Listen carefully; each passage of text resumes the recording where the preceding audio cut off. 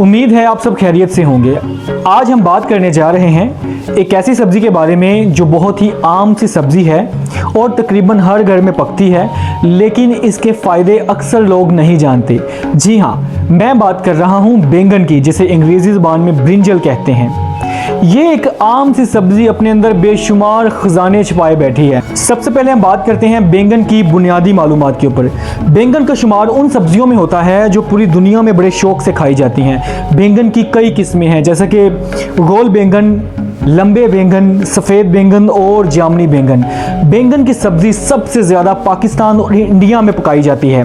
बैंगन के अंदर कैलोरीज कम और फाइबर ज़्यादा होता है, इसीलिए ये तंदुरुस्त सब्जियों में शामिल होती है और इंसान को तंदुरुस्त रखती है।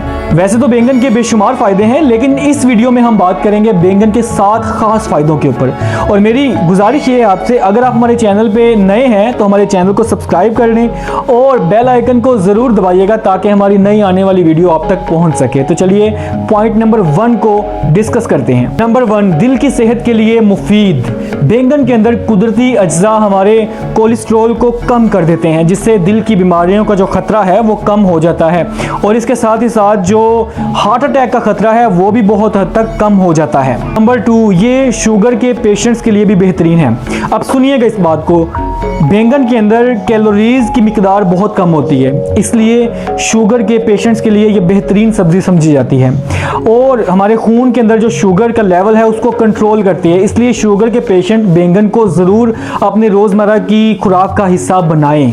नंबर 3, ये वज़न कम करने में भी मददगार है। अब सुनिएगा, मैं पहले भी बता रहा था आपको कि बैंगन जो है इसके अंदर कैलोरीज कम होती है, इसलिए आप बैंगन का इस्तेमाल करके अपने वज़न को कम कर सकते हैं। बैंगन खाने से हमारा पेट काफ़ी देर तक भरा रहता है, भूख कम लगती है, इसलिए फिर हम खाना कम खाते हैं। नंबर 4, बैंगन हमारे दिमाग की सेहत के लिए भी बेहतरीन है। अब गौर से सुनिएगा इस बात को, बैंगन के अंदर एक ख़ास कुदरती अज्जा पाया जाता है जिसका नाम है नेसोनाइन।